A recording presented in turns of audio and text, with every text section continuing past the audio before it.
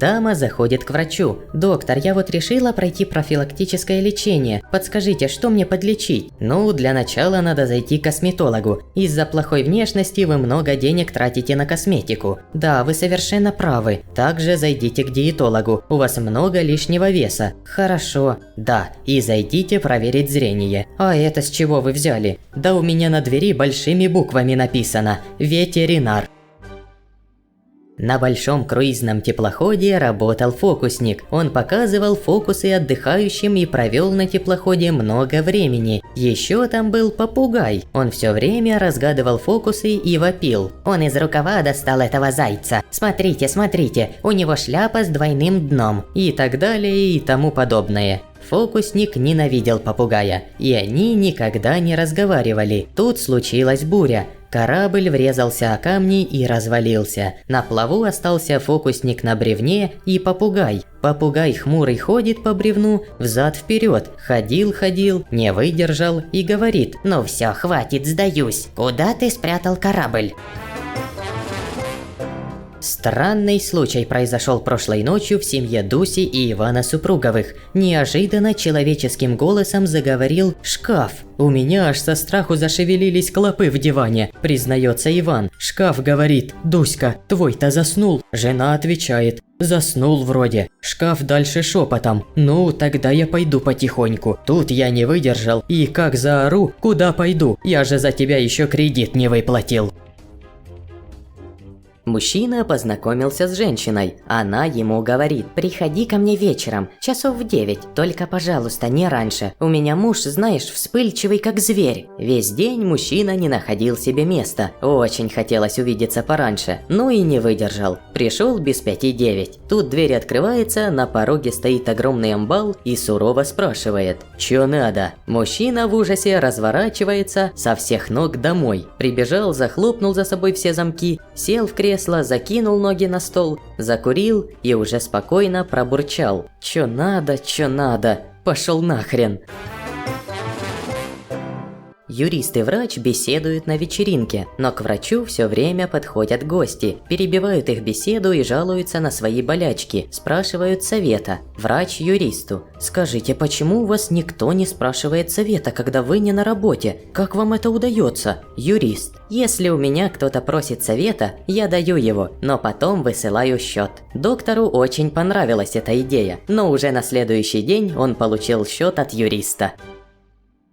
Убегает Иван-царевич от татар. Вдруг видит, стоит избушка на лесной опушке. Забегает туда, падает на колени перед хозяйкой и вопит: «Спрячь меня, бабка, заклинаю тебя! Татары гонятся за мною!» «Где ж я тебя спрячу-то? Изба-то маленькая. А, впрочем, полезай-ка в печь». Засунула бабка царевича в печь. Снаружи только его задница осталась. Пыхтела бабка, пыталась заслоном закрыть, да не смогла. Так и осталась задняя часть Ивана посреди стены торчать. Забегают в избу татары, спрашивают: «Слышь, бабка, царевича не видала?» «Нет, сынки, не видала». Тут замечают задницу в стене. «А это что у тебя такое?» «Это копилка. Всяк, кто в мою избушку наведается, туда деньги кладет». Решили татары уважить бабку, запихнули несколько монеток. Тут царевич не выдержал, да как даст газу, одна монетка назад и вылетела. «Слышь, бабка, а это чё?»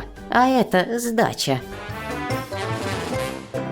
Первая брачная ночь. Жених ведет невесту в спальню. «Ты знаешь, дорогая, это хорошо, что ты не отдалась мне до свадьбы. Я должен признаться, иначе я бы, пожалуй, на тебе не женился». «А то я не знала, сколько уже мужиков меня так кидануло, пока я не сообразила, в чем тут дело». К сантехнику прикрепили практиканта, вызывают на выезд. Приезжают, канализационный люк, из него текут отходы. Сантехник подходит к люку и ныряет. Через минуту выныривает, кричит: «Ключ на 19». Снова ныряет. Через полминуты выныривает. Прокладку номер 6. Опять ныряет. Выныривает. Ключ на 26. Ныряет. Через минуту выныривает. Выходит, отряхивается и закуривает. Сел, отдышался и говорит практиканту: «Вот так. Учись, студент, а то таки будешь всю жизнь ключи подавать». Класс, идет урок. Кто-то на задней парте крутится, возится, мешает учительнице. Она кричит: «Кто это там крутится?» Ей в ответ: «Земля, кто сказал? Галилео Галилей». Сидит старый шотландец в пабе, пивко потягивает, трубку курит. Сидел и говорит: вот эту мельницу построил я сам, один. Собрал камней, намесил раствор и построил. Но почему-то никто не называет меня Макфларен, строитель мельниц. Посидел, отхлебнул пиво, затянулся. Вот этот сад, в котором сейчас самые большие урожаи фруктов и ягод, посадил я сам, один. Все радуются и собирают плоды. Но почему-то никто не называет меня Макфларен садовник. Посидел, отхлебнул пиво, затянулся. Вот этот мост построил я сам, один. Спилил деревья, ошкурил и сделал мост. Теперь по нему ездят машины, ходят люди. Но почему-то никто не называет меня Макфларен строитель мостов. Посидел, отхлебнул пиво и грустно так. Но стоило мне один раз чпокнуть овцу. Едет в машине мама с сыном, и вдруг в лобовое стекло влетает и отскакивает огромный резиновый причандал. Мама притихла, сынок спрашивает: «Ма, а чё это было?» «Насекомое, Серёж». Сын недоверчиво: «А как оно с таким агрегатом летает?» Лектор вошел в азарт, стараясь очаровать слушателей своим красноречием и эрудицией. Скажите, кто был храбрее Александра Невского, мудрее Сократа, справедливее Соломона, честнее Вашингтона, остроумнее Чехова и прекраснее Аполлона? Вдруг в нависшей тишине прозвучал голос с последнего ряда: «Первый муж моей жены». Достался в наследство мужчине от жутко богатой умершей тетки большой алмаз. Ну, что с ним делать? Решил пойти к ювелиру. Тут внимательно осмотрел алмаз и воскликнул: «Это уникальный камень. Он стоит бешеных денег. Я не возьмусь его обрабатывать. А вдруг я что-то не так сделаю, вдруг ошибусь? Нет, не возьмусь я его делать, и не уговаривайте». Пошел мужчина к другому мастеру. Тот тоже отказался, сославшись на те же причины. Пошел к третьему. Им оказался старый еврей Циперович. Он осмотрел алмаз и крикнул мальчику, сидевшему в углу и обрабатывающему какое-то колечко: «Моня, мальчик мой, сделай-ка вот этот камушек». Мужчина с тревогой в голосе: «Послушайте, как вы можете доверять вашему юному подручному? Разве вы не знаете, что это за алмаз? Его отказались обрабатывать опытные ювелиры». Циперович спокойно: «Ша, любезный, вы знаете, что у вас за алмаз и сколько он стоит? Я знаю, что у вас за алмаз и сколько он стоит, а Моня не знает, он таки сделает».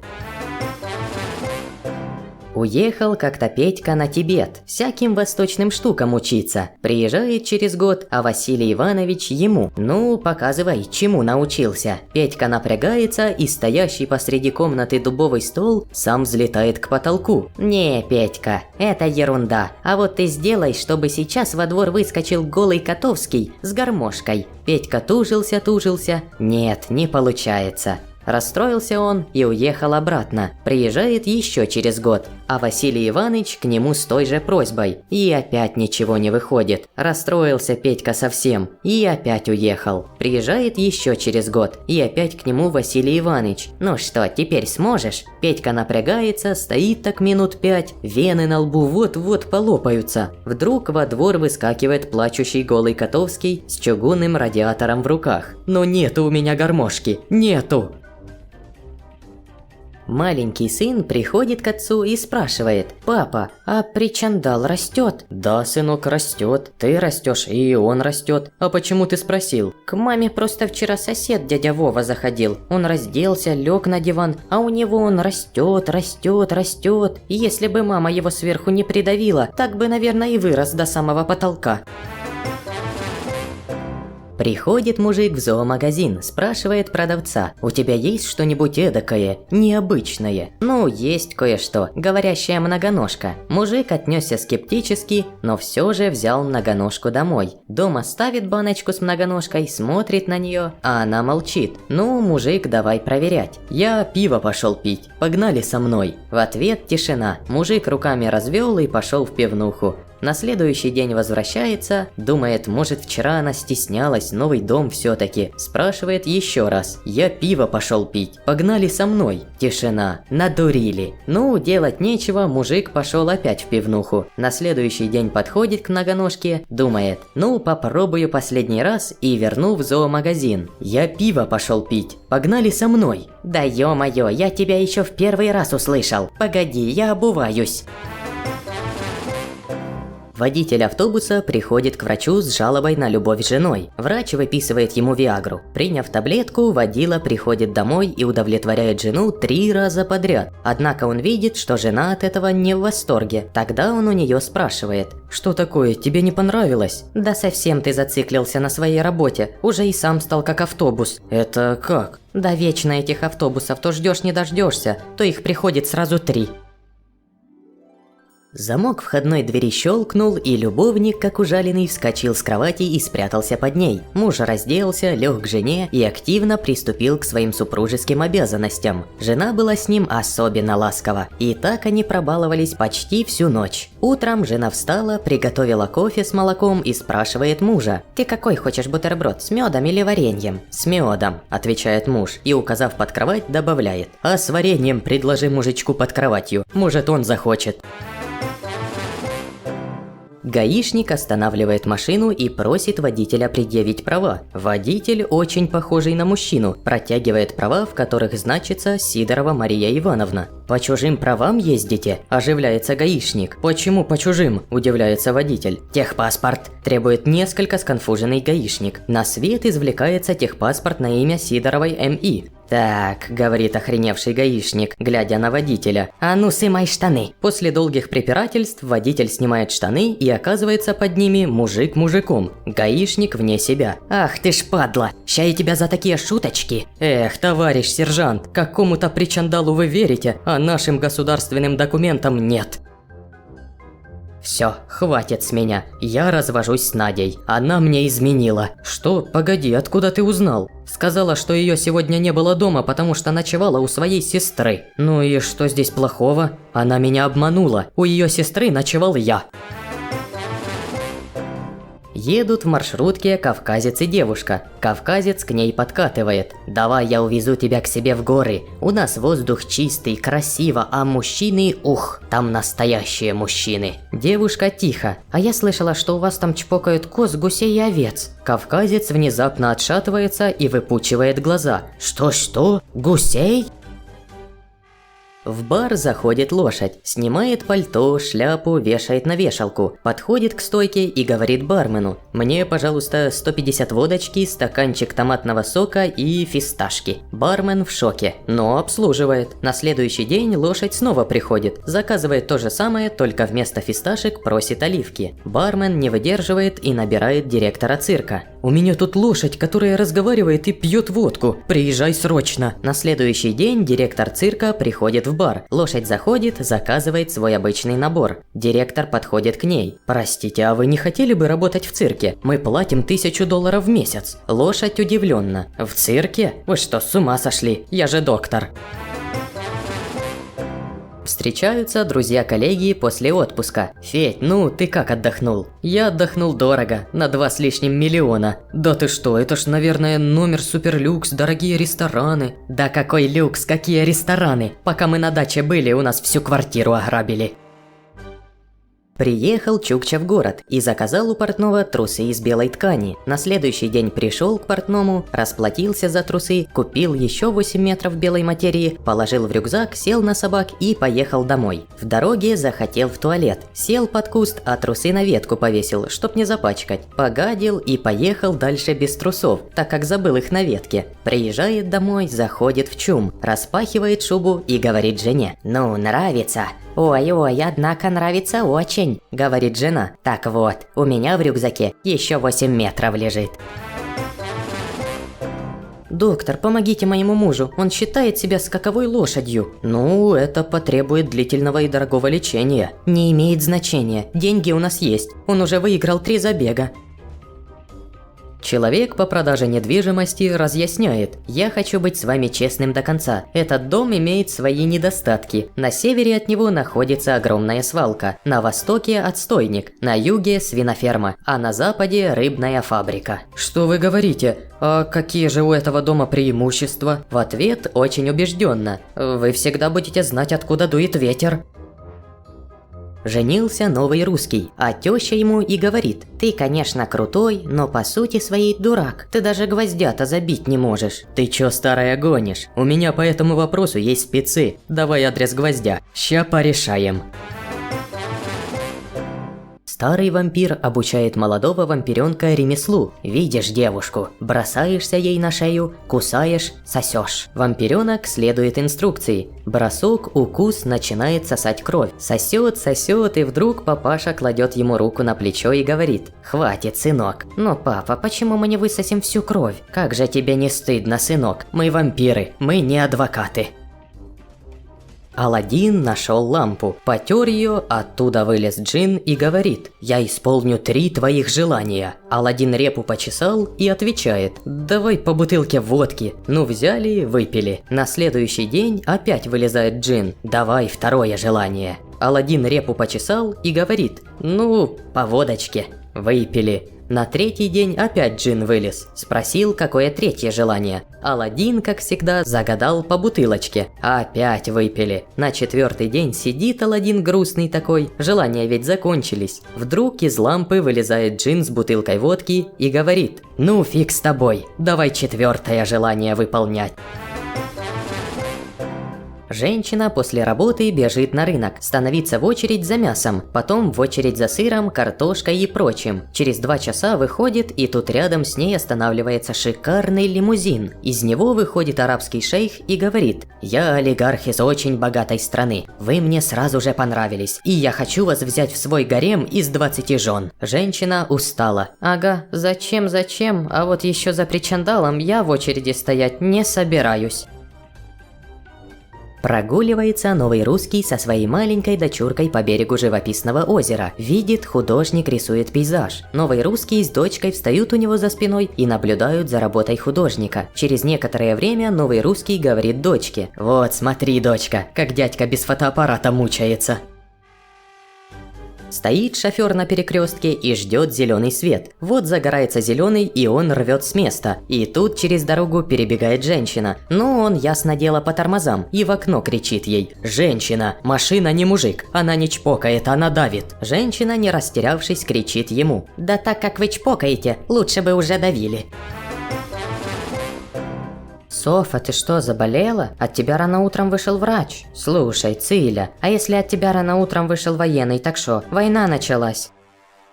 Мужчина в возрасте приходит в отдел кадров фирмы. Кадровик: «К сожалению, вы нам не подходите. Нам нужны люди молодые, амбициозные, способные творчески расти. И все-таки запишите мой телефон. Когда выяснится, что у вас все творчески растут, а работать некому, наберете». Зять с тещей попали на необитаемый остров. Через неделю зятю захотелось любви. Лезет он ночью к теще и хватает ее за задницу. «Ваня, ты что творишь?» «Светлана Николаевна, на этом острове все делаю я. Готовлю еду, строю шалаш. Так что давайте, наебайтесь. Будет от вас хоть какая-то польза». Отправляясь на войну, король надел пояс верности на свою очаровательную супругу. Садясь на коня, чтобы скакать в поход, он подозвал к себе верного друга и слугу. «Я вручаю тебе ключ от моей самой главной сокровищницы. Если я не вернусь с войны, ты расстегнешь им пояс верности, надетый на мою жену, и сделаешь это ровно через год после моей гибели. Только тебе я могу доверить этот ключ, ибо не сомневаюсь в твоей честности и благородстве». Удостоенный такого доверия, друг и слуга поклонился королю, поцеловал владетельную руку и взял ключ. Не успел король отъехать далеко от замка, как услышал цокот копыт. Его догонял верный друг и слуга. «Что случилось, мой верный друг?» «Ваше Величество, произошла чудовищная ошибка. Вы вручили мне не тот ключ. Я пытался им открыть, не открывается». Молоденькая африканка приходит к гинекологу, села в кресло, раздвинула ноги. Гинеколог уставился туда и молчит. Минуту молчит, 2-ю, 10-ю. Потом резко бьет по столу рукой. «Все, решено». «Что решено, доктор?» Беру черную машину с красным салоном. Кухни народов мира. Русская. Приготовьте что угодно, лишь бы получилась закусь для водочки. Залейте майонезом. Украинская. В качестве начинки для торта возьмите 2 свиных отбивных, сольные шкварки и перекрутите в мясорубке с сахаром. Грузинская. Приготовьте что-нибудь, засыпьте кинзой, залейте кинзмараули, добавьте сулугуни. Французская. Как-нибудь поджарьте мясо, залейте его соусом, с которым вы мучились 3,5 часа. Итальянская. Соберите все остатки еды из холодильника, нарежьте, разогрейте, посыпьте сыром. Подавать на блине или с макаронами, в любом красном соусе. Китайская. Нарвите травы во дворе, обжарьте на быстром огне с горой специй и литром соевого соуса. Японская. Поймайте что-нибудь живое в море, немедленно разделайте на тонкие куски, подайте к столу с горчицей или васаби. Мексиканская. К любой еде добавьте острого перца. Все, остальное можете не добавлять. Ливанская. Намазать что-нибудь кунжутным маслом, залить лимонным соком, подать к столу. Индийская. Смешайте карри с перцем, перцем и перцем. Добавьте также карри, а в конце добавьте опять перец. Украсьте горошком. Греческая. Подайте к столу дешевые продукты, просто нарубленные кусками и даже не смешанные. Можете украсить виноградом. Гордо повторяйте: натурпродукт. Румынская. Украдите курицу и кастрюлю. Еврейская. Просто пойдите в гости.